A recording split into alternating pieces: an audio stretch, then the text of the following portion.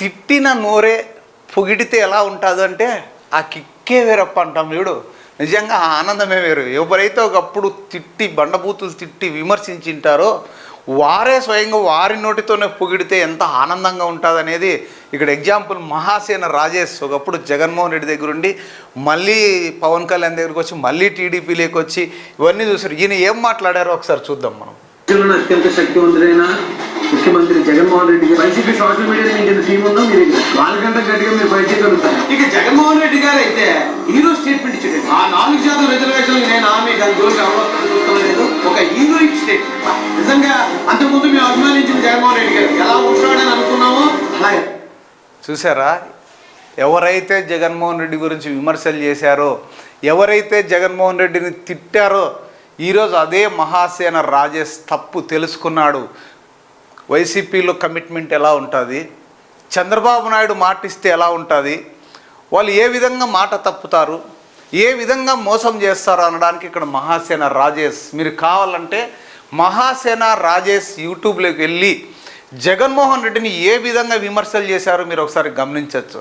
అదే మహాసేన రాజేష్ ఈరోజు జగన్మోహన్ రెడ్డి హీరో అంటున్నాడంటే తప్పు తెలుసుకున్నాడు. జగన్మోహన్ రెడ్డి కమిట్మెంట్ ఇస్తే ప్రాణం పోయినా తప్పుడు అనేదానికి నిదర్శనం. ఇలాంటి ఎన్నో ఉదాహరణలు ఉన్నాయి, ఎన్నో చెప్పగలుగుతా. ఈరోజు నిజంగా జగన్మోహన్ రెడ్డిని చాలామంది విమర్శిస్తున్నారు. బాబాయిని గొడ్డలి అంటారు, అవంటారు. ఎవ్వరు ఏం చెప్పినా పులివెందల్లో ఉన్న ప్రజలకు నిజం తెలుసు.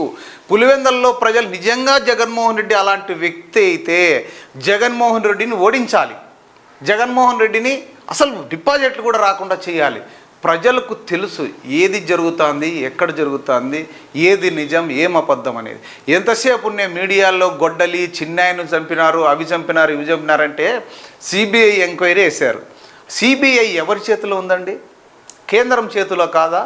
ఆ కేంద్రం ఈరోజు ఎవరితో పొత్తు కలిసింది? బీజేపీ పొత్తు కలిసిందే తెలుగుదేశం పార్టీతోనే కదా, జనసేనతోనే కదా. నాకు బీజేపీ పెద్దలతో నాకు చాలా అవినాభావ సంబంధాలు ఉన్నాయి, అమిత్ షా నేను ఎంత చెప్తే అంత అని పవన్ కళ్యాణ్ అంటుంటారు కదా. మరి నిజంగా జగన్మోహన్ రెడ్డి కనుక నిజంగా మర్డర్ కేసులు ఉంటే ఈరోజు సిబిఐ ఎంక్వైరీ కేంద్ర ప్రభుత్వం ఆధీనంలోనే ఉంది కాబట్టి సిబిఐ కూడా వీళ్ళ కింద పనిచేస్తుందని ఎన్నోసార్లు మీరే అన్నారు. తెలుగుదేశం పార్టీ నాయకులు చంద్రబాబు నాయుడు కూడా అన్నారు. మరి ఆ సిబిఐతో నిజంగా జగన్మోహన్ రెడ్డి ఉంటే నిగ్గు తేల్చాల్సిన పరిస్థితి ఎవరి దగ్గర ఉందండి? బీజేపీ వాళ్ళ వల్లే కదా, సిబిఐ కదా నిగ్గు తేల్చాల్సింది. ప్రజలు ప్రతిదీ గమనిస్తారు. ఇంకా ఈ ల్యాండ్ టైటిలింగ్లో అయితే ఇంకా ఎబ్బాబ్బాబ్బా చెప్పాలి, మీ భూమి అంతా దోచేస్తాడు జగన్మోహన్.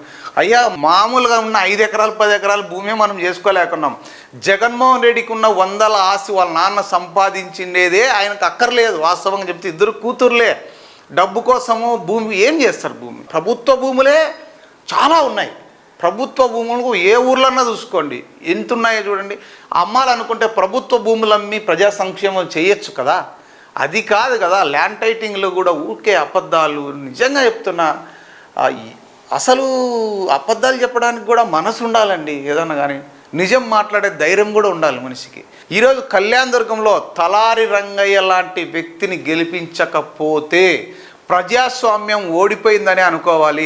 నేనైతే తలారి రంగయ్య గారు అత్యధిక మెజారిటీతో గెలుస్తారని ఏపీ 39 టీవీలో సర్వేలో తేలింది.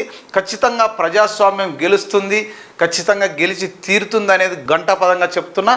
అందులో అమిలినేని సురేంద్రబాబు ఎన్ని కోట్లు గుమ్మరించినా చివరికి ప్రజాస్వామ్యమే గెలుస్తుంది, మంచే గెలుస్తుంది. మొదట ఏదైనా కానీ విలన్ ఎక్కువ ఫోర్సింగ్ ఉంటుంది, విలన్ ఎక్కువ ఇది ఉంటుంది, కానీ చివరికి హీరోనే గెలుస్తారనేది సినిమాల్లోనూ చూసాం, భారతంలోనూ చూసాం. ఎన్నో ఇతిహాసాలు చెప్తున్నాయి, ఎన్నో గ్రంథాలు చెప్తున్నాయి. ఎప్పటికైనా మంచి గెలిచి తీరాల్సిందే.